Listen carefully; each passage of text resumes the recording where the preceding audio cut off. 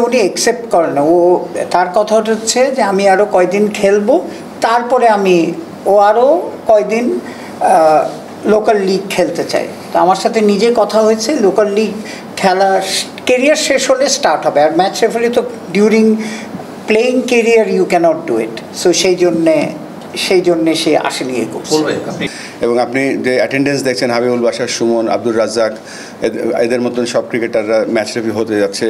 এটা অবশ্যই বাংলাদেশ ক্রিকেটের ভালো মানের ম্যাচ রেফারি তৈরি করার সাথে সাথে ইন্টারন্যাশনালি যাতে আমাদের ম্যাচ রেফারিরা আরও ভালো করতে পারে তার সেই পথ অলরেডি আমাদেরকে সৈকত দেখিয়ে দিয়েছে, রাহুল দেখিয়ে দিয়েছে, গাজী, সোহেল, ম্যাক, সুমন সবাই, এবং মেয়েদের মধ্যে